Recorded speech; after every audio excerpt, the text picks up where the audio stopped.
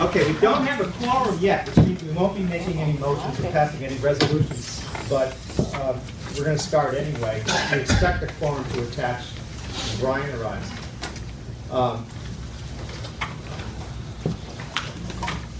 So the first order of business is public input. Is anyone here who'd like to make some public input? Yes, I signed up. I don't know everybody by sight here, but I'm Lisa Pitkin. I'm the department head. Absolutely. Yeah, teacher. I'm the department head of the Collection Services Department, and I'm here tonight representing CSEA Unit 2. And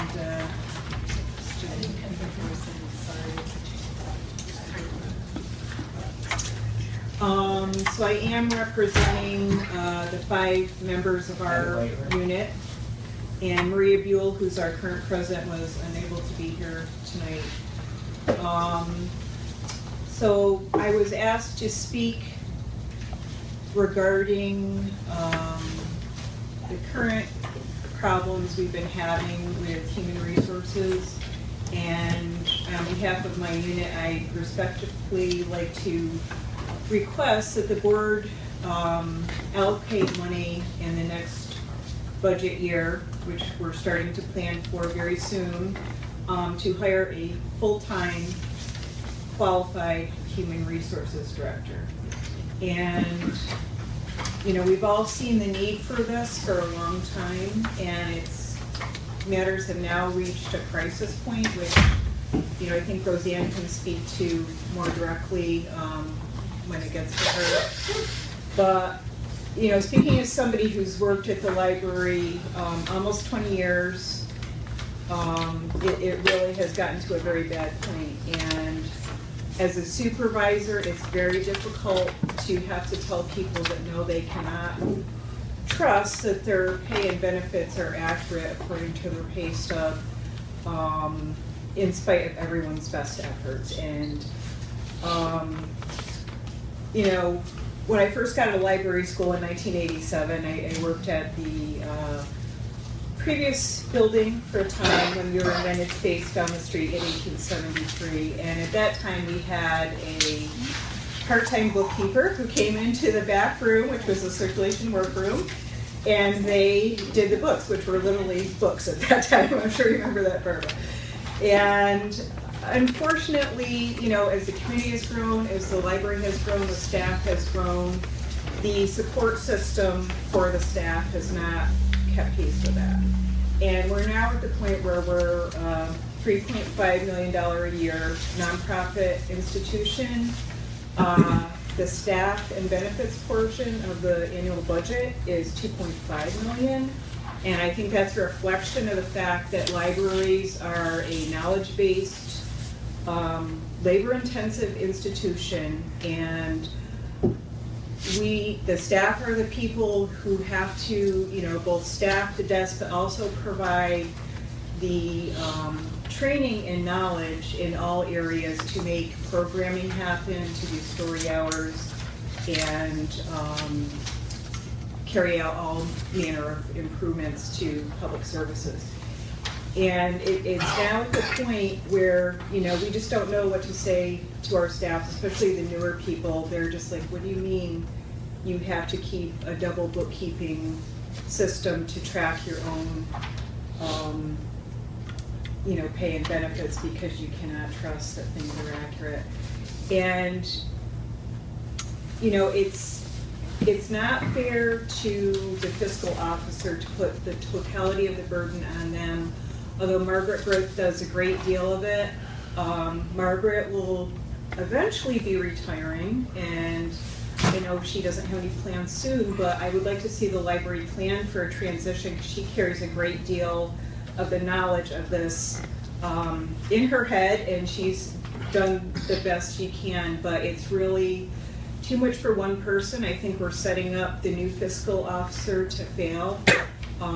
The library administration has done their very best to address staff concerns and try and fix the situation But we're now in an age where, you know, each of the systems that we have to deal with have grown increasingly complex. And we're now on an automated payroll system, which is our second automated payroll system. The third payroll system, we were on Paychex before that. Our healthcare sign-up just became automated this year. We're dealing with New York State retirement, New York State deferred compensation, all the state and federal regulations, which have only increased and grown more complex over the years. And, you know, people really have no place to go when they have a problem. And I hope you will take all this into consideration, that the library has to move with the times and provide the support for the great investment that the taxpayers have made in the labor force of the library so we can serve them better. It's just so much time is being wasted trying to deal with all the continuing problems. The problems are being passed from one year to another, from one fiscal officer to another. It's getting worse and worse. And as a supervisor, I see it's affected retention in a negative way. And, you know, I guess the bottom line is that people should be able to expect that when they come into work, their employer will administer their pay and benefits in a professional, competent, and accurate manner. And that's just not happening through no one person's fault. Thank you. Okay, thanks, Lisa. Dan, before you go on, could we just ask the other people who are not members of the board to identify themselves? We have several visitors here. Sure. Go ahead. To introduce myself. Yes. Hi, my name is Tomomi Watanabe Hatsubas. I am a library assistant at this public library, and I'm here today for to also that there is a consideration. Sorry that this is introduction. However, there was a consideration of to bring up, hopefully, that the board members would be taking into the consideration to be opening up for the position of a human resources person. That issue has been recalling since several years. That it is taking a lot of efforts and time from the staff employees, and that is very very considerable. So so I'm here to raise my voice here tonight. Thank you. Thanks. Can we stick to introductions at this point? Yeah, does anyone else plan to speak? I do. Yeah. Okay, why don't you just then give us your names, and then whoever wants to speak, Okay. come up here. It might be easier for everybody. Oh, sure. I'm Ann Wemple person. I'm a librarian here for 9 years, a clerk for 5 years prior to that. I'm part of the programming and public services department. I'm Rosie Marcantonio. I've been here 20 years, probably 19, longer than most people would like to see me here, but nevertheless, 20 years, been here as a senior library clerk. Lisa Pitkin, Department Head Collection Services. I'm Heather Ringler, one of the senior library clerks, and I've been here 3 years. Kim LaPlante, I work as a clerk in the tech, and I've been here 18 years. Bonnie St. Pierre, I'm a senior clerk. I've been here 22 years. Mark Curielli, Public Information. Thanks for that information, Mark. Roseanne, did you say you wanted to get up and speak? Do you want to go first? Ann? Ann, signed up. It doesn't matter. No, you can go. Okay. Okay, I've never been shy to speak, but I don't really like to speak up here. But I've obviously been here 20 years. I'm very passionate about this library. I do love this library. That's why I really came to work at this library. I'm here kind of representing, I'm the president of CSEA. I have been for 9 or almost like forever, the president of the unit. And I also feel that we do need a fiscal, I know we're getting a fiscal officer, but we do need human resource. The job has become so overwhelming with all new things coming down down the line with all the new, probably laws and things like that, that one person and doing it part-time, full-time, it has become Tim's responsibility, Margaret's responsibility, everybody's responsibility, and my responsibility too, because when people don't get their correct pay, their correct benefits, their correct accruals, they don't understand their paycheck, they come to me as a union president.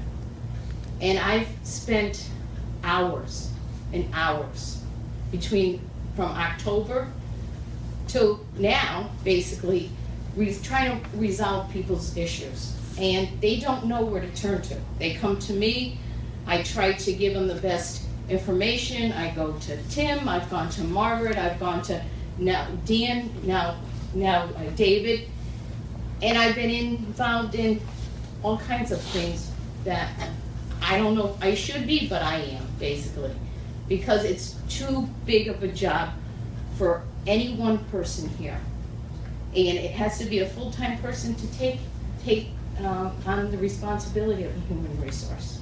And they can work in conjunction with the fiscal officer and free up Margaret and Tim's time, because they really should be doing other things. Margaret does a million things here. She's sliced into many, many pieces here. And I really appeal to the long-standing members of this board to really think about how things were in the past and how we've come full circle. I mean, we're in the 21st century. This library is in the 21st century. Tim and Margaret has taken us in a new era of library, because it's no longer about just books. I mean, just to think that the things that we do circulate here. So I think because of that, we need to bring our everything else into the 21st century and get a human resource person. Thank you. Thanks, Roseanne. Does anyone else want to speak? Ann? I'm Ann Humpelperson. I would really just like to echo what Roseanne and Lisa said. I was a clerk here in the 90s. I left, I went to library school, and I came back. I got hired back. This is where I grew up. I served the community where I grew up. And it's important to me. I know the people that come here. The problem is that I've increasingly found it difficult to dedicate my work time to strictly what I was hired to do. I'm finding that I have to spend a lot of time sorting out my own paycheck, checking to make sure everything is correct. Is my New York State retirement correct?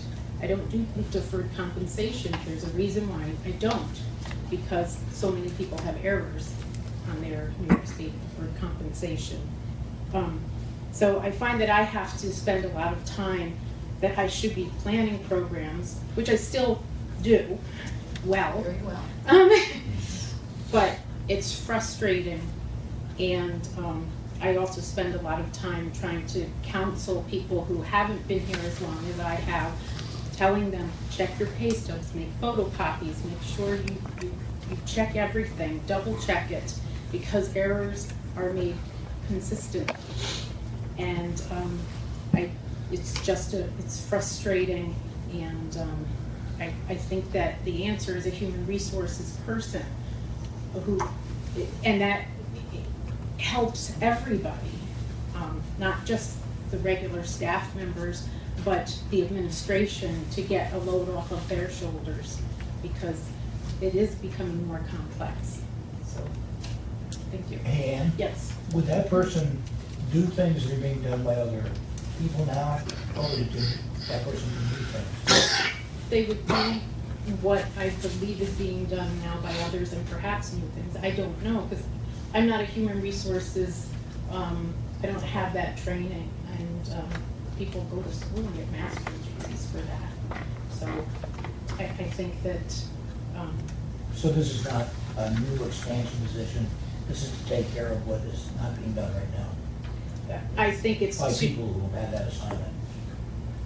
I think that Margaret and Tim and David, and prior to David, Dan, and prior to Dan, Peter, prior to Peter, so on and so forth, that they have been doing what they can do, but the fiscal officer, I don't think, can do it all. Margaret is doing the best that she possibly can with all of her other assistant director duties.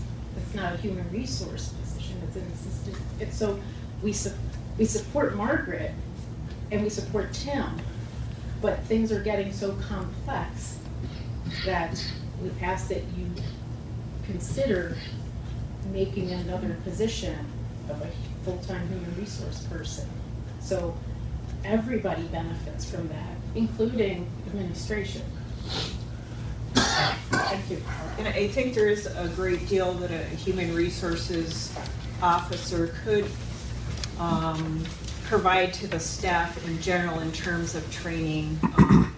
We're facing situations as a, being open to the public that we've never faced before, and just supervisory training, sexual harassment training. Things are getting complicated, and there's a staff member who was not here tonight because her mother is having a stroke and she had to take her to the hospital. So we are a sandwich generation with multiple responsibilities, and it's hard to find that work-life balance also. Okay, so anyone else who would like to speak during the public input session? All right, well, thanks a lot for coming in and telling us about your concerns and what you're recommending.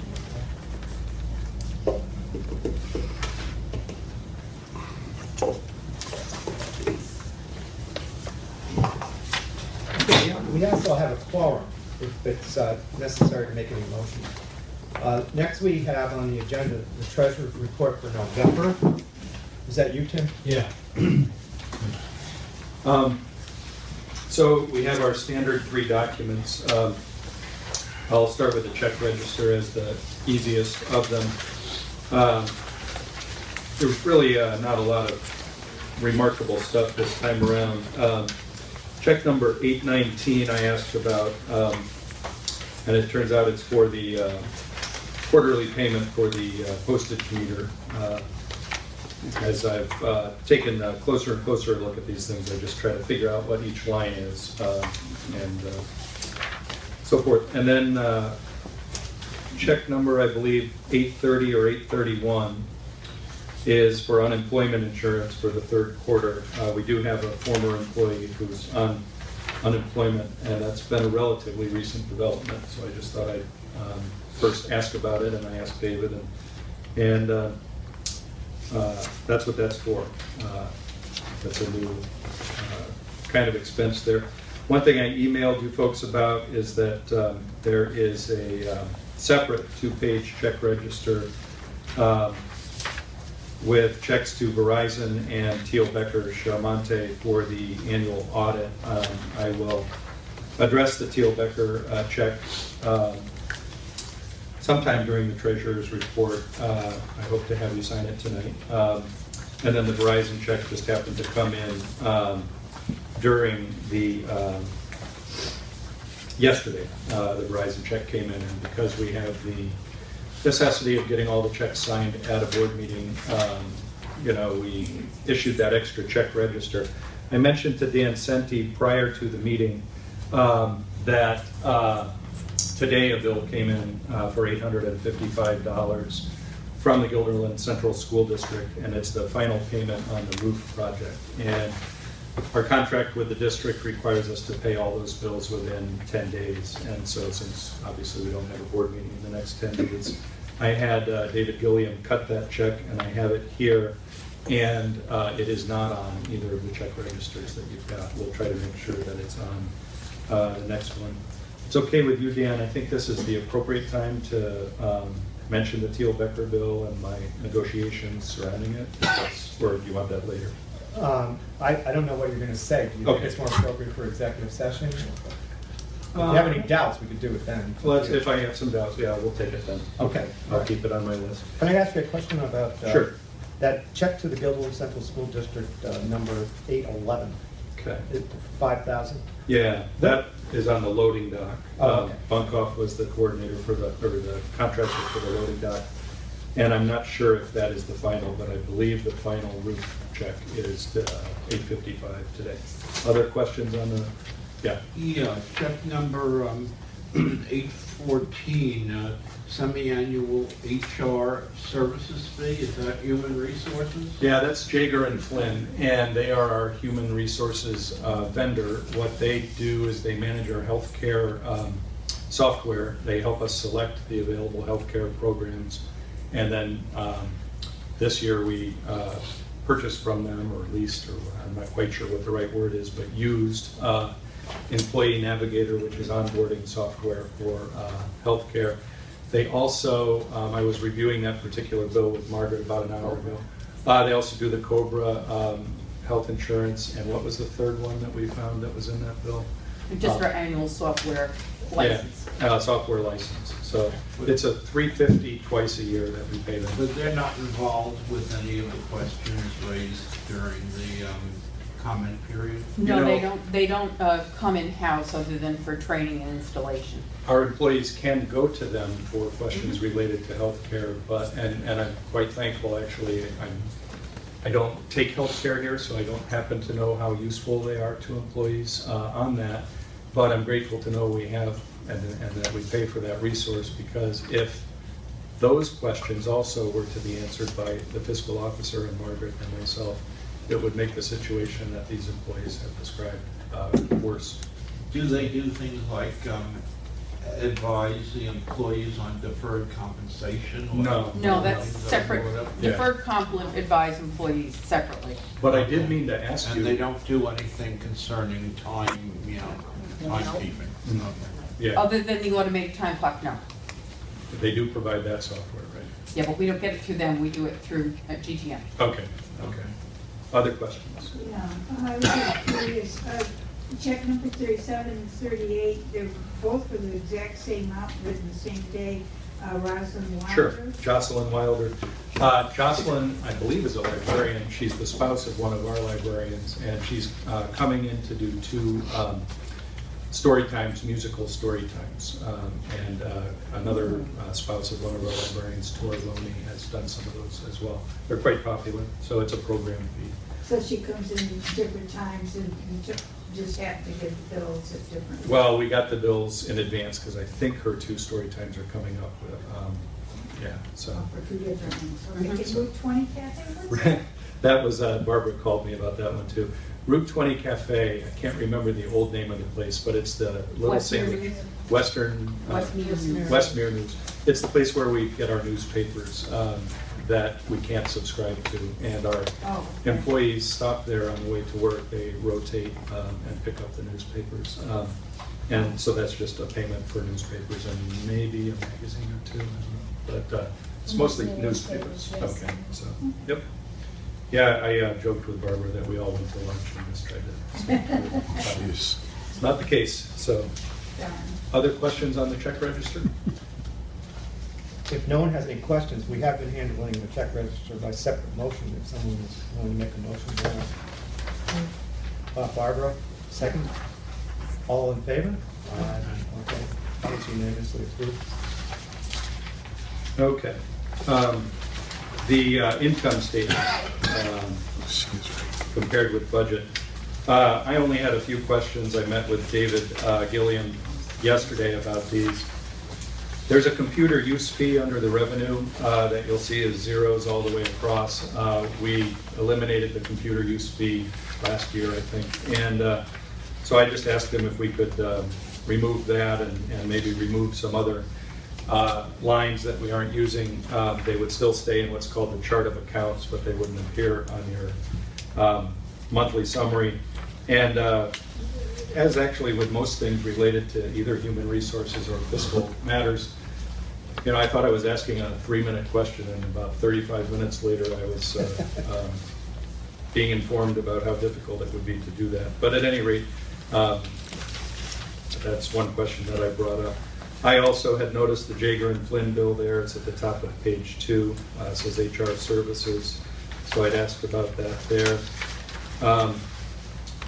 The line called postage for the office was a little higher this time, and it's just that we made a purchase of postage ahead of time that we're going to be using over the next quarter, I guess.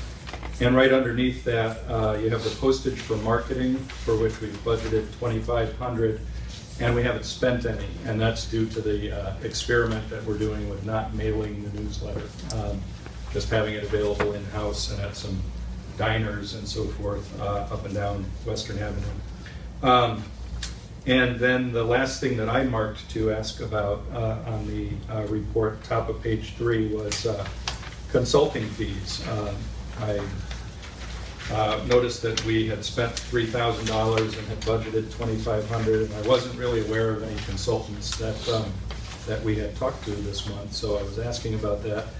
And that's actually how we're paying David Gilliam, so he got a little chuckle and he said, yeah, that's my fee for his hourly work over the last month. So David Gilliam there on consulting fees. And that's all I thought to bring forward to you. In general, we're running, we're not running in the red. So we're in good shape month to month. Questions about the income statement? Yeah. Bottom of page 2. Okay. And the sheets look great, but the question is on the auditor. We're okay for the month, it looks like. Mm-hmm. But we're over by quite a bit for the year. Or am I misreading this? Well, Yeah, we year are. to date actual is 15,000. Year to date budget is 6250. That's interesting. I hadn't noticed that. 15,000 is our engagement fee, and as we will discuss in executive session, we are being billed a little extra beyond that, but I don't think that's reflected here. That's probably, I would think, a matter of timing, because we knew we were going to pay 15,000 to the auditor in the course of the year, so there may be an error on the chart, but anytime we know that our bill is going to be 15,000, we budget either 15,000 or a little more. Can you look into that for next meeting? Sure. Yep. Mm-hmm. Absolutely. So I have to jot that down.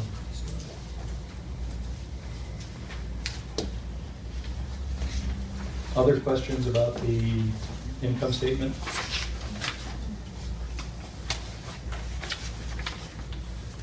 Okay, I'll switch to the balance sheet.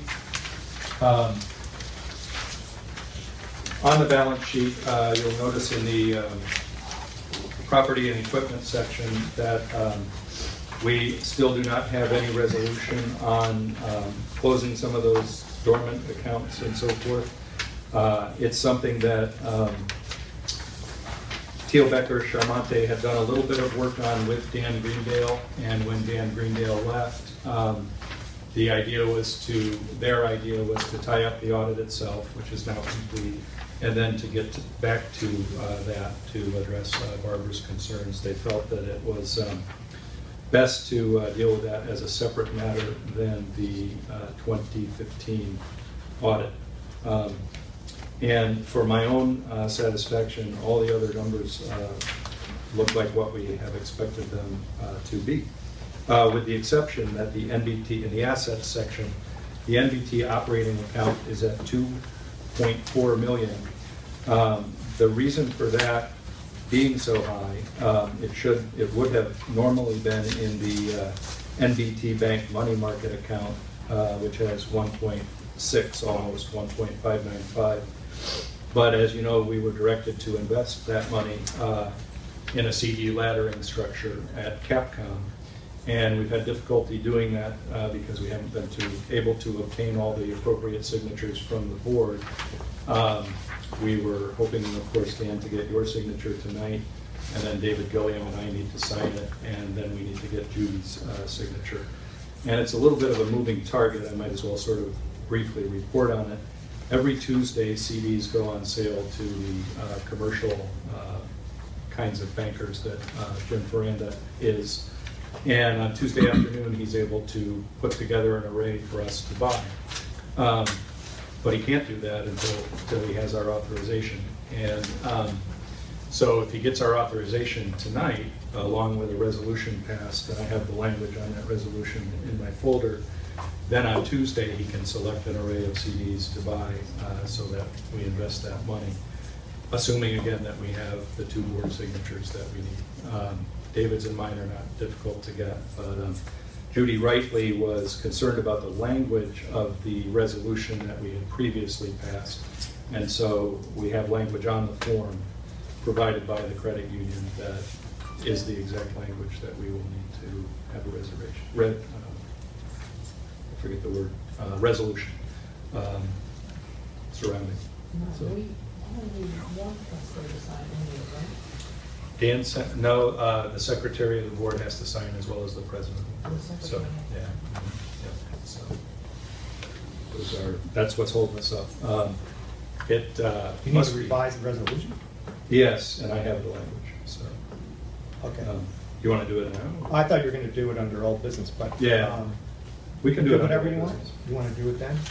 Sure, we can do it then. Okay. So, other questions on the balance sheet? So now the accountants will look at this and clean this up. Yes, my caveat to you there is they aren't going to do it for free. You know, there's going to be Want me to go do it now? I don't think they created the balance sheet. Okay. We created the balance sheet, and those accounts pre-exist Teal Becker being involved with our library. So, you know, I can ask them what it's going to cost. And it is part of the bill that we currently have, some work that they've already done on that, so.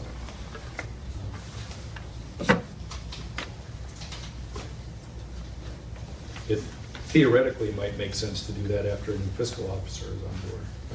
Although David is clearly capable of that kind of work, so. Other questions on the treasurer's report? Okay. If there are no questions, would someone move to approve Tim's treasurer's report? Barbara?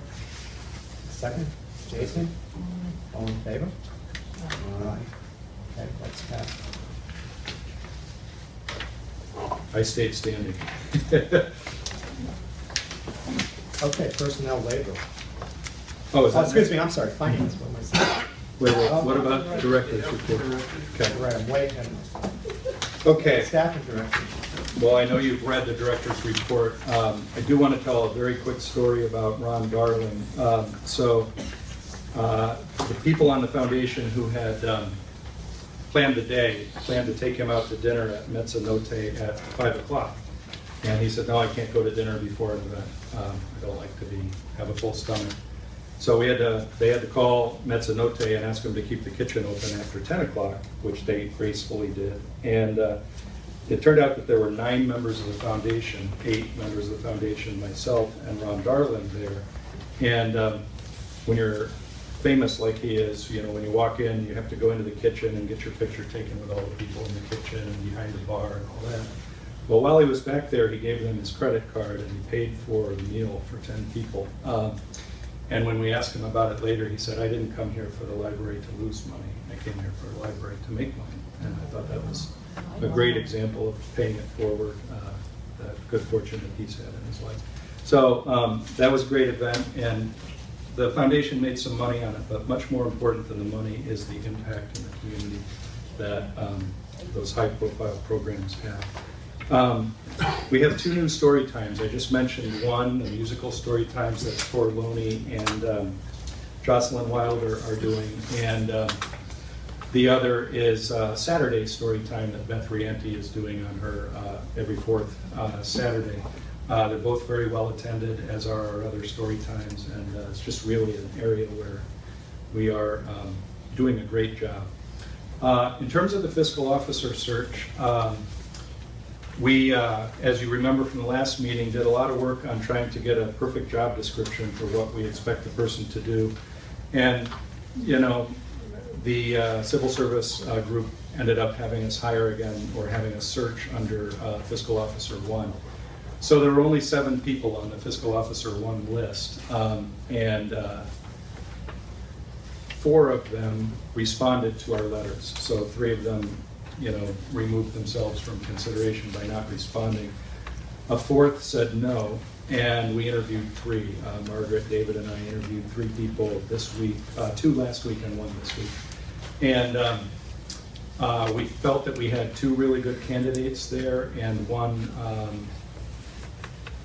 not so good candidate. One of the really good candidates has withdrawn. So one of the things I did this afternoon was check references on the other candidate who was also very good. And I don't do this every day, but I think the next thing is to call her and call the candidate and talk to him or her about the position and the salary needs and so forth, and see if we can get someone in. So that's the update on the fiscal officer situation. I want to talk a little bit about construction and design of the library. I'll try to make it quick. At our last meeting, you guys directed me to reach out to a third engineering firm, and I've done that. I've also found out that it's not a legal requirement to reach out to a third engineering firm, but it is a good idea nonetheless. So I've now spoken to 3 engineering firms and spoken to 2 of them twice, and I have final numbers from 2 engineering firms. And the third firm, I met with them yesterday, and they think by late next week that they will have a proposal for us for the heat pumps, ceiling tiles, potential sprinkler system project. The interesting thing about the third firm, I'm glad you guys directed me to go to a third firm, because it turns out that the engineer that they sent was an engineer on our building, not when it was built in 1992, but about 6 or 8 months later. I don't know if there's anyone in the room. I know there are people in the room who were here, but apparently the HVAC was not working very well right when it opened. And even then. so he was called in to fix that in 1993 or late 1992, and he's back here again. And that is a factor that might be worth factoring in once we have the 3 proposals, because this engineer has thorough familiarity with our system. One thing I want to mention is that next year is the 25th anniversary of the library being in this building, and the 60th anniversary, thanks to Anne for pointing that out to me, of the library having its charter from 1957. And I think that that is a perfect time for the board, and maybe we would start with the Buildings and Grounds Committee. Although I've been trying to reach Peter this week and played a little phone tag and haven't been able to connect with him, but I think it's time that we need to address one of 2 questions. One is whether we want to try to expand in any way. And the other is whether we expand or not, we are in serious need of a redesign. You just can't, in my opinion, have a facility that people are going to love coming to and staying in if it's got 25-year-old carpeting and 25-year-old furniture, and the layout is something that worked pretty well 25 years ago. As one of our 3 staff members who spoke, I'm sorry, I can't remember which one, said, a lot has changed. A lot has changed in the way people use a building. When this building was built, I think it would be accurate to say there were very, very few personal computers, so that's definitely changed the landscape of the way people use the building. And as one of our employees again mentioned, I think it was Roseanne, people don't come here necessarily for just the books anymore. They come here for other reasons. So I think we need to use those anniversaries to try to figure out what we're going to do here. I think we've got some decent capital reserve funds if we were going to decide to, and I don't know off the top of my head whether capital reserve funds can be used to sort of freshen your interior space or not. But I think there's a need. It's felt acutely by those of us who are in the building every day. So I think that the appropriate thing to do is to try to convene a meeting of the Buildings and Grounds Committee to discuss that subject. As you know, we've had Paul Mays from Butler, Rowland, and Mays in, and we've had Dasney in. And I just don't feel like I can lead that effort without the board getting involved in some way. So that's a pitch that I'm making to you, and if you feel that it's appropriate that I start with Peter and try to get a committee meeting together, that's the way that I'll go. Well, that's the proper committee, I would think, to start a discussion. Okay. Good. Good. Any comment on that? Okay. We had a labor management meeting, I believe it was 2 mornings ago. We had a labor management meeting one afternoon last week, and then a little staff meeting to discuss one of the changes a couple of mornings ago. At the labor management meeting, we discussed the, I keep calling it the overtime payroll calculation, but the miscalculation mostly had to do with regular time in weeks in which people worked overtime. The holiday on December 26th, which was a mistake that I and this group made in July of 2015 when we approved the calendar for the year 2016. We misread the contract, and it's detailed to go into, but basically we thought the contract required us to be closed on both December 26th and January 2nd. It turns out that it didn't, and so at the Labor Management Committee meeting, we decided to be open on January 2nd. I think there was significant support in the room for being open on December 26th, but there were, I believe, 2 department heads in the room and 4 or 5 staff members in the room, and we didn't think we could get enough staff together to be open on December 26th because many staff members had already made plans. The issue with misinterpreting the contract is that it created in employees a need to use benefited time in order to cover the entire pay period. So we worked out a compromise with the union that involved a floating holiday for that day. It is a situation which many employees are not happy about, and I certainly understand that, and heard it at the 2 meetings, and that's fine. That's why we have those meetings, so that people can let us know those kinds of things.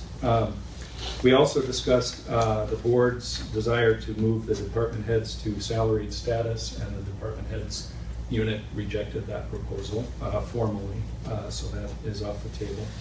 We discussed the minute-to-minute clock-in that we've switched to for both units as a result of the recent negotiation. We discussed the retirement. I think it's okay to use the word crisis with the New York State retirement. I agree largely with what the 3 employees said here. I think it's incumbent upon us to make every line on the paycheck correct, and I think we haven't been able to do that. And there are at least a couple reasons for it, but help in the HR department would help. Help in the fiscal department will help. I do believe, and I'm honest with everybody on this, I've said it before in this room, I believe with New York State retirement, a significant part of the problem is with New York State retirement, not with our fiscal officer or our HR person. But that's neither here nor there because we're not doing enough to solve it. We also discussed the retrospective payroll. This is the contracts that we worked out with the 2 units are retrospective back to July 1st, and we settled in mid to late November. And so we needed to pay people at the new rates for the period of time in between there. That payroll has just run, either runs, I don't know if they have to do it during the business day, Margaret, but the software has received the information that it needs. It's processed, so the checks should be deposited in people's accounts on Monday. And lastly, we discussed a concern that employees have that Roseanne mentioned briefly in her talk. I don't think you would have caught it, but there are different things happening in libraries these days. The world is different than it was 25 years ago. And when we were having the Ron Darling event, we also had a security incident, and it's not uncommon in the library to have incidents. Essentially what happened is that an adult with special needs became agitated. I'm sorry, sometimes I can't pull up the right word. And he attacked his caregiver. So we had this big thing going on in the Helderberg room with Ron Darling, and one of our clerks came to get me, and I honestly thought, there was blood, and I thought we might have a real serious medical issue. But Yeah, please I recall, can you were kinda there. speak yeah, I was So- one of the senior clerks there, and I was at the returns desk, and I just heard this loud sound. And as I looked over in front of the information desk, there was this handicapped gentleman who, was making loud noises. He turned around and he started to pull, the woman's hair. He started to like claw at her. It was very uncomfortable to watch. And I didn't know how far it was going to go, because we've seen people here, have little outbursts and then it kind of subsides. But it got to a point where I didn't know where it was going to go. I didn't know if he was going to hurt patrons. So that's when I made a decision to have one of the clerks get Tim, and then I called 911. And afterwards, once it was all said and done, she was bleeding from her face. She had claw marks on her chest. She had a bloody nose. She was shooken up. I was, the rest of the staff was. Everyone in the library, it's human nature, so quite a few patrons were standing by, maybe they were trying to help. Right. You just get transfixed by Right. the violence. And the point I'm trying to make is that we need some better training. We need to devote a lot of time. We have a big budget line for staff training and development. And one of the things I notice when I look at it is that quite often we don't spend it. One reason we don't spend it is neither Margaret nor I has time to make the phone calls that we need to make to the different human service agencies and describe the kinds of problems that we're having and see if we can get someone in here that knows. I'll give you an example. We had a very similar case maybe a year and a half ago, and Mark was able to help quite a bit with that. But what he did is he walked up behind the gentleman who was agitated and encircled him so that he couldn't kick or hit people, and he calmed him down, and it was great. But in conversation with the people we meet and run across that have something to do with this, we're not supposed to touch these people. That's probably going to make the situation worse, to say nothing of the legal liability. And there's a fiduciary responsibility we all share to get this right, because if we get it wrong, it could cost money in addition to being bad from a human point of view. So I think this what was being asked by Roseanne at the Labor Management Committee meeting was whether we would consider having a paid security guard in the library on Friday evenings. And I think the reason that Friday was being suggested is that Friday nights we are the only library in the system that's open. And so people come here because they want to get movies, I think is probably the main reason. Although I think a lot of people come because it's how they do their computing and that sort of thing. And so we have a bunch of patrons in here that aren't our normal patrons. And it's also Friday night, so there's just this ever so slightly kind of little bit wilder edge out in the world. And we're really lacking staff. our staff is very low. Because on when this Friday nights. incident happened, we had two librarians that were working, and Moore was by the copier, and Margaret Lanu was in children's. So really, it was just me and circulation, and it was me and three other people. And then 2 out of 3 were new. right, and 2 out of 3 were new staff members. So they've never experienced this before. So really, it was just me and Dan, our maintenance. He actually was very close to it as well. But other than that, there really wasn't anyone to pull from. So what saved us there is that the caregiver was well trained, and she was able to absorb the impact of his attack and keep the situation under control, even though she was on the ground being attacked by him. And then Eric Batchelder from the GPD arrived, and he was timely and wonderful, but by then she was in the restroom attending to her wounds, and she refused, she didn't want to file any charges or anything. And, so they all left, but we just feel that we need to be able to devote time not only to that issue, but to a dozen related issues that, we just don't have the structure, we don't feel, And the point that someone over here just made, that a lot of the people there that night were new. So hey, we're glad that last year on Staff Development Day, we had active shooter training. But we probably have to have it once a year, because we have had a lot of turnover. Training the building, the layout of the building. Right. Training on the layout of the building? Well, the active shooter, when we stayed in the Helderberg. Okay. We didn't, Okay. where Right. we usually work all Right. day. We didn't assess that space. And, Correct, yeah. Okay. So anyway, I largely agree with the staff about the need for HR help. We can discuss it at length, but I believe that hopefully we hire a fiscal officer. I will recommend that we keep David until we resolve the retirement situation. And it's the most important of them, but we should resolve all of them before we let David go. And I think we should look at an HR person as well. So those are my thoughts on that. I'm happy to entertain questions.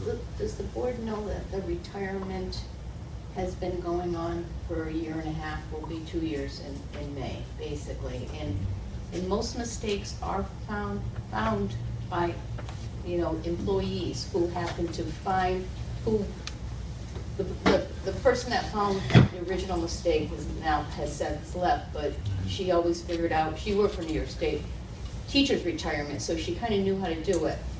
And so she found the mistake and she brought it to, then Dan Greendale, who obviously had a tremendous amount of work and put it on the back burner, but then everybody figured it out. I mean, mine's 2,100 off.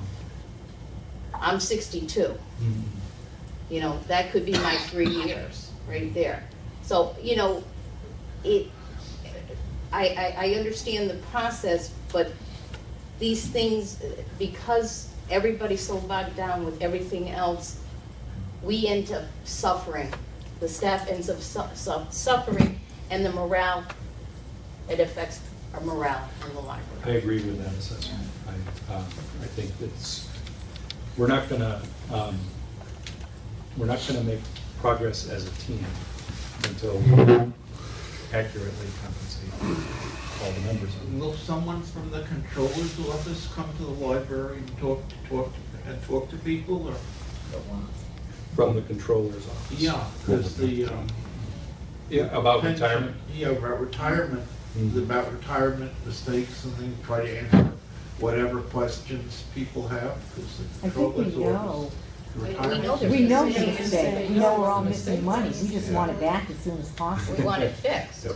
I mean, it's money that affects us, interest-wise plus. It's not like to discuss, yeah, I should have done this and that. So you We're know missing how much, money. you know how much money it Roughly, is yes. and where it is. Each one of us where Yes, it we is. all We all figured it out. figured it We out. spent hours. A And lot of most time. people spend hours on company time figuring it out. When you look up on a paycheck, on a gross pay, and you add it on to the certain period of time of the year, and then that total, that report should be gone to the New York State retirement, but when we receive the receipts from New York State, the number does not match for consecutive years. Some of newer employees has hired, it took 9 months to get a New York State retirement fees to come out from their paychecks. It didn't even have a columns for that. Now, you're saying these mistakes go back a year and a half? Yeah, we've been Yes. waiting. We've been waiting to have From that go back. 2014, 2015, Yeah, that reporting year. Pardon? Not longer? We don't know. We don't know, it could have been, but that's just what we've And then the accounted. second year, mine's not right. Some are right, some are not. Mine are not right. And that was all from that initial mistake? in 2014-15, yeah, Something wasn't reported in July when the raise came. right. I mean, that's the mistakes of what Dave Gilliam told me, but the mistakes, my 2,100, I don't know where. Yeah. It's not just that one paycheck. Yeah. Yeah, quite a bit of the mistakes came from that issue in 2014-15. To the extent that, I do try to learn from mistakes. And so when we were paying the retrospective payroll today, this year on July 1st was also in the middle of the payroll. And so I made the decision in consultation with Margaret and David to pay that entire 2-week payroll at the 2017 rates, even though 6 days of it fell in 2016, because it seemed like it would prevent this problem from happening again. So, you know, I hope that it does, but I don't really know how to solve the whole problem. I was letting Dan handle it, and Dan was letting David handle it, and I look forward to David getting back to me. They have a lot of staff at the retirement system, you know, there should be, you know, an auditor or someone there, an assistant controller who can correct those things for you. Well, maybe we can get someone assigned to us, but we communicate regularly with New York State Retirement with 2 or 3 different people. Dan had developed contacts with them, and once you get the sympathetic ear of a certain person, you kind of are okay. But within our effort to fix this, we had the sympathetic ear person left New York State Retirement, so then Dan developed a new contact down there. And my experience from hearing about it from Margaret and Dan is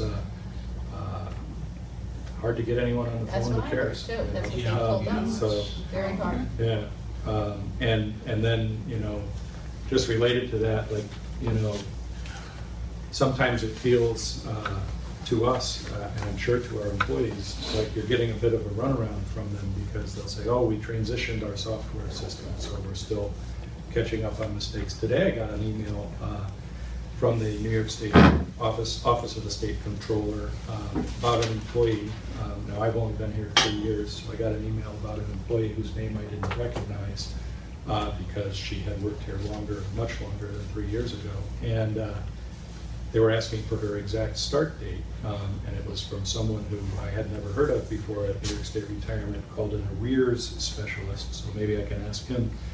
But I found it interesting that nowhere in the entire email did the word retirement occur, to the extent that when I forwarded it to Margaret, I said, could this be a sophisticated piece of spam? It looks like it's coming from the New York State Office of the Comptroller for retirement, because their email can't even tell you where it's coming from. I mean, you know, and Margaret will spend sometimes, you know, I mean, obviously she doesn't spend 6 straight hours working on a problem like I'm about to explain to you, but she might start trying to solve a problem at 10 o'clock, and at 4 o'clock the next day it gets solved, and it's all about a penny.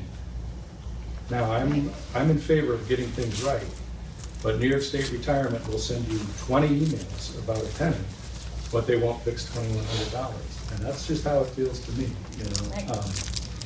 I mean, I'm pretty frustrated by the whole thing, you know. Maybe you just have to have the right person. And maybe you know someone. So, The other thing that sometimes works when they're being so impossible is, you know, a joint appearance. Everybody at that office and say, it's been 2 years, you know, what's up? Or your legislators, they get a lot better response than we do sometimes. okay. I mean, that's just ridiculous. People. So, hopefully we have a new fiscal officer soon and we can move David right back to that retirement. I mean, obviously it's going to take 1 or 2 payrolls to train a new fiscal officer and how to do the payroll, but at any rate.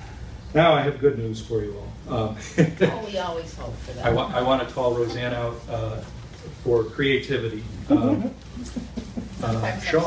Sean's in the room, and Sean's the guy who came up with selling New York State hunting and fishing licenses a few years ago. And we were the first public library, as far as we know, in the country to do that. Roseanne came up with the idea of the library selling Easy Pass. Really was my husband's idea. Oh, okay. You could have taken credit. Yeah. And so Roseanne and Phil Berardi, her department head, have been working on it, and Easy Pass is very, very excited about it. There are 756 public libraries in New York State, and not one currently sells Easy Pass. So we would like to sell Easy Pass, but one of the things that the state Easy Pass Authority, I don't know what they're called, requires is they require a board resolution giving your permission for us to sell Easy Pass. We think it's gonna, we don't think, you know, there's gonna be a line out the door, but we think offering this extra service and being able to put it on the sign is a great thing to do for our consumers or citizens of Guilderland. So, Is there a monetary consideration for the library? yeah, you make a little bit of money too. It's like the DEC, it's not enough money to build a wing or anything, but, you know, sources of revenue are, we have to look for sources of revenue. I don't think that's why your husband or you came up with it. I think you're No, thinking I of the told you. customer, right? The town sold it, my brother-in-law went there, because he always pays everything in cash, and everything is going now. You know, Massachusetts, it's all, you have to have Easy Yeah. Pass. Right. So when he had to get Easy Pass, you know things are bad. You know things are bad, Yep. so. Would this involve handling money? Yeah, but we already handle money for lots of other. Does it have any potential liability? Not that I know of. Potential liability for the library? It's no more than We probably would any just be a town would say. retail outlet. Yeah. We just sell the tags, and everything else happens through the Easy Pass system. We're just a point of sale vendor. Do we activate the tags? We give the tags to the customer does their thing online. Did they give you a resolution? They did They, not. they did not, but and I Marcus- didn't have time to Oh. write one up, but if we get a verbal resolution here, that'll serve as the authority for us to write the resolution and then send it to Easy Pass. So I'd need a motion, a second, and then a Motion authorizing Timothy to. a motion authorizing the enter into an agreement Gildan, with Easy Pass to sell Yep. Easy Pass. a motion authorizing the Gildan Public Library to contract with the Easy Pass Authority to serve as a point of sale site for Easy Pass. I have a question. Now, Yes. is it just going to be, like, you're gonna sell the tags, or are we gonna also be, do we re-up here too? No, once what happens is somebody will buy, like, I buy the tag. Yeah.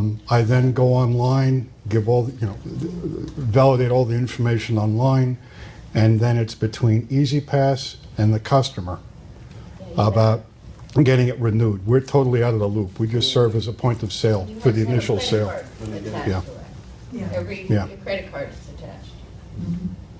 So, is that what the authority's called, the Easy Pass Authority?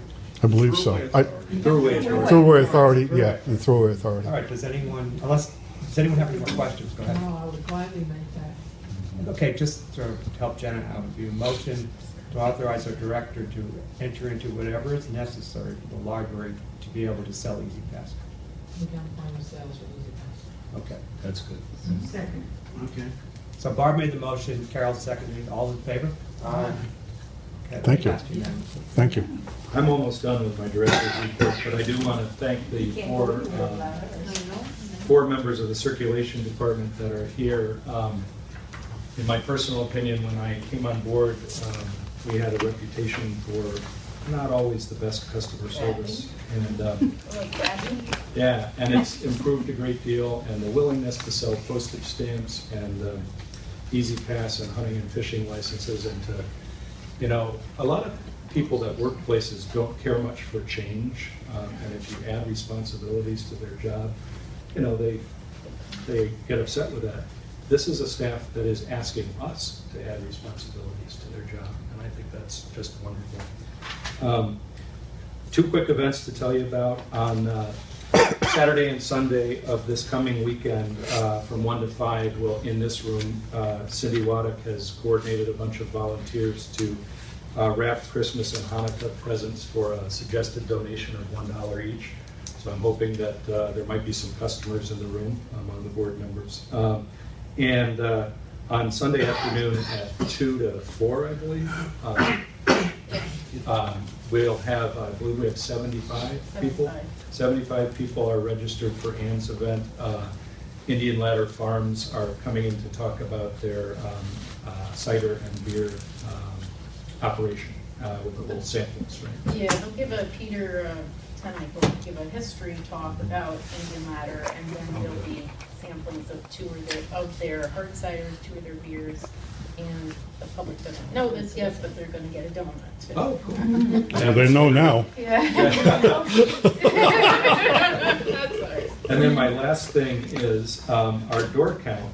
I looked through the reports that the department heads all put together, and you know, you can cherry pick statistics and say, oh, this is up and this is up, but every time you do that, you could also cherry pick statistics that other things are down.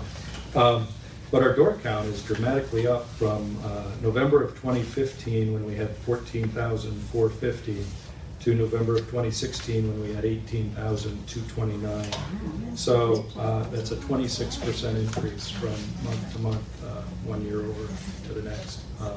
So I think that's great. Is that under the rug, that count?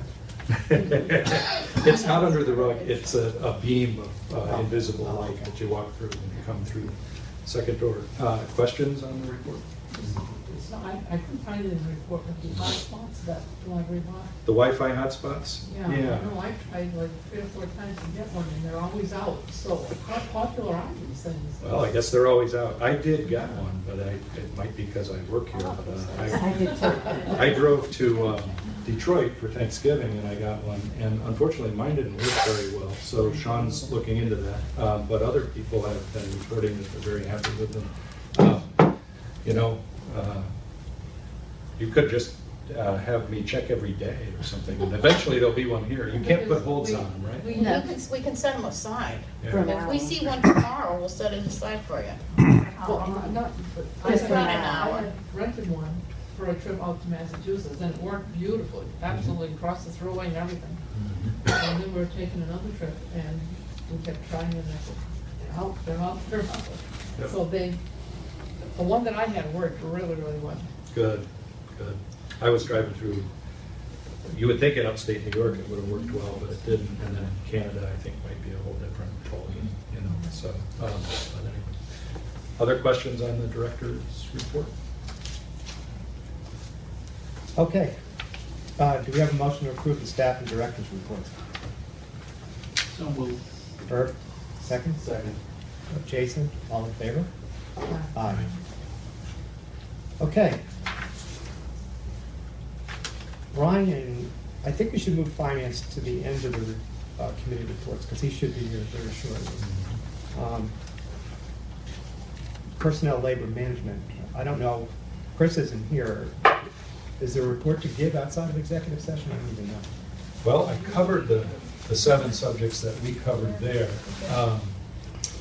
We met on Thursday evening, I believe, and there's a memorandum of agreement that Chris Sanchanton has drafted on the holiday issue. Excuse me. But when Margaret and I looked at it today, we don't think it effectively captures what I didn't we see it. discussed. Yeah, I And, didn't see it. So we were gonna call Chris back tomorrow and ask her. We think Eric's she on missed. vacation. Eric's on vacation. Yeah, so- until Monday. Okay. Well, I'll call Chris tomorrow and tell her my questions, and we'll go from there. Can I see it? Sure. Will you share it? Yeah, it's in the Okay. office. Yep, Okay. just drop by in the morning and. All right. So, Okay, anything else? Nope. Policy, Judy's not here, but the policy committee met Monday. I was there for the first hour, and Judy was there, obviously, Carol was there, and Jason was there, and Tim was there. I think I covered everybody, didn't Did you say Margaret? I? Was Margaret there? Margaret, you were there too, right? Yes, sir. Yes, and Margaret was there. So, if you look in your packet, you'll see a memo from Jenna saying policy committee is recommending that these items be approved to our policies. Some of them are revisions.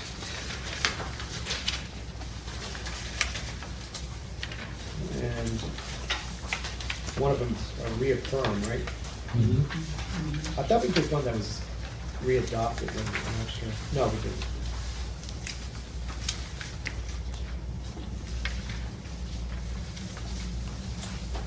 So this is for a first read. I don't think so. I think the committee is recommending adoption or readoption. But isn't it supposed to be? You have to follow the bylaws. Sure. For policies? Yeah, it's supposed to be a first read or second read, and the thing that should be in our bylaws is the ability to override that. So you're not, With a 2/3 vote, but I don't think that is in our bylaws, but we should put that in our bylaws. I thought, you're not talking about amending bylaws, is it? Are you? No, no, Okay. just policy. Well, you might be right. Okay. You'll be over, other times, I remember other times, was it only when you adopted and changed? No, it was the way it is now, it says that you have Eileen to have Williams says hello a to second everybody. reading. It doesn't matter, you don't want to throw a policy and Hello, somebody Eileen.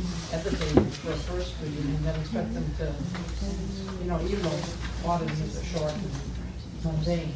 And very few changes. Yeah. So, But if you have a provision in your bylaws that allows you to override them, we should have that. But as you point out. I know you heard that, but I mentioned it. What? We can't skip over the period where the board members are to consider the changes because we don't have a fast forward button in our bylaws. So- Okay. Excuse me, I'm sorry. Sure. I see I think you're referring to. It says, under policies committee, all policy changes must be given to all trustees by mail or in person 30 days before any action by the full board can be taken. So this can be taken up at the next board meeting. Okay. Okay, so everyone will have time to consider them for a month. But they don't have time to discuss them. Well, It doesn't say that. you can consider and we can discuss them at the next meeting, then adopt them if everybody's okay. So is the next meeting the first read, or is this? Well, I don't see anything about, this just says it has to be mailed in person 30 days before any action. So, we received them all no later than today, right?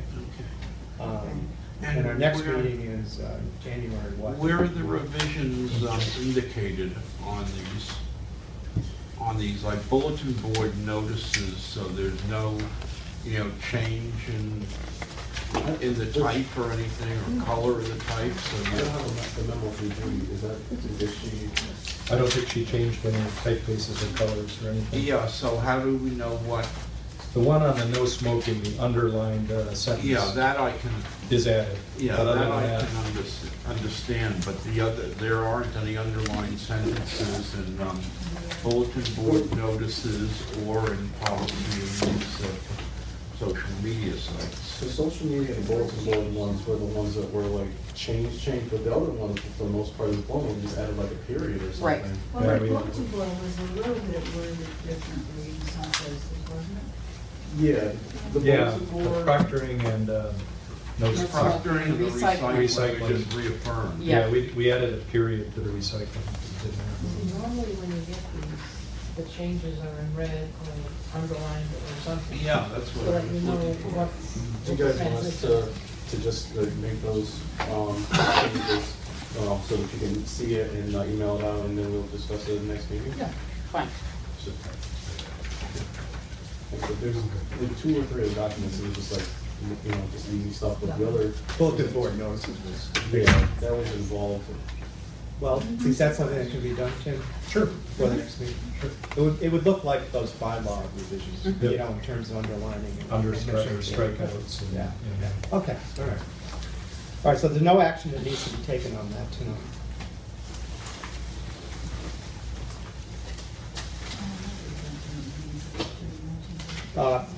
Next on the agenda is Upper Hudson. Herb? There was no meeting this month of the Upper Hudson Library System Board. Okay.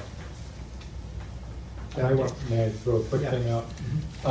At their previous meeting, as Herb probably reported last month, they adopted their budget. And one of the things in their budget is money for all the 29 member libraries to share a smartphone app that will provide access to the collection. And the only reason I'm bringing that up, I think I brought it up before, is that each library will have the chance to brand it, give it a name, and we need a clever name. So I figured the more people that are thinking about that, somebody might come up with a clever name for an app about the library. You will be able to do everything you can do on a PC. You can register for programs, you can scan the barcodes, you have the barcode scanner app in your phone.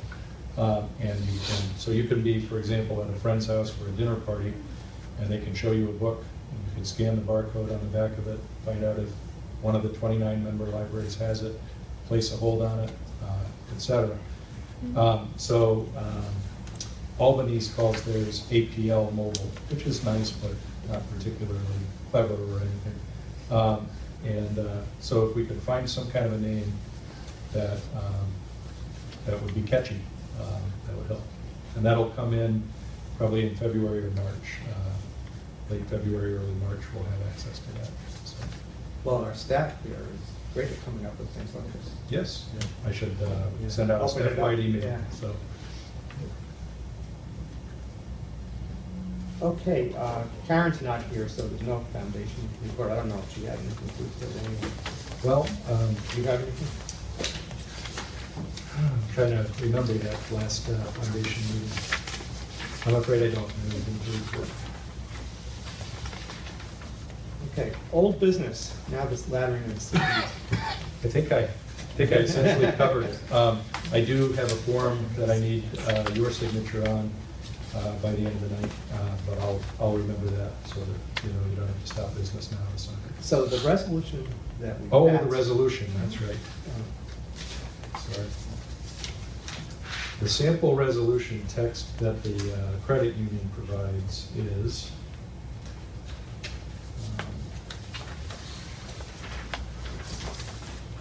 okay, here we go. On page 3, it says, "Be it resolved that the officers named in section 2, or any one of them, is hereby authorized to buy, sell, assign, and endorse for transfer certificates representing stocks, bonds, or other securities now registered or hereafter registered in the name of the organization named in section 1. And then you put the date of the meeting in, and it says, "We hereby certify that the foregoing is a true copy of a resolution duly adopted by the governing body of the organization at a meeting held on today. At this meeting, a quorum was present and voting, and that the same has not been repealed or amended and remains in full force and effect, and does not conflict with the document under which the organization is operating." Okay, so you could give that to Jenna after the meeting. Yep. And if someone would make that motion, we'll be all set. Barb, a second? Who made a second? Oh, her. Okay. All in favor? Aye. Okay. Thank you. Basically, it was just, we had already authorized the whole thing, but they had specific wording and, right. Okay, we go to new business. Moving the board meeting comes up again as a topic. It does. 2 fiscal officers in a row, David and Dan, have pointed out that the 8th of the month, of course, is the earliest that a second Thursday can occur.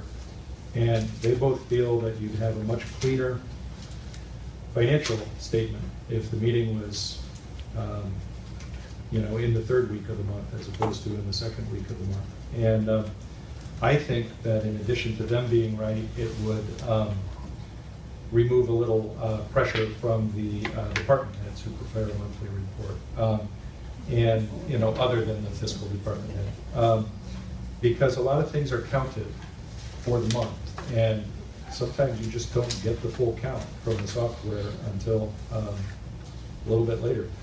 So I think everything would be more accurate, but I think the purpose of suggesting a change is for the financial reports to be more accurate. And I talked to Dan about this before the meeting, and he directed me to talk to Rosemary Revoir, the president of the foundation. And she was aware that we thought about this before, and she said that the foundation, and I was there, had spoken about this at a recent meeting and had decided not to move their meeting unless they had to for this body's purposes.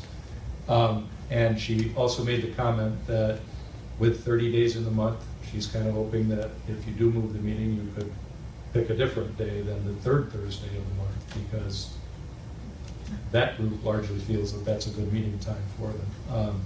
So she suggested Tuesdays, which would be bad for Barbara and I, since the school district has a board meeting every other Tuesday. You know, but there's Wednesdays and there's Mondays. The other thing that I was thinking of, though, the occurrence of the 8th falling as the second Thursday is rare.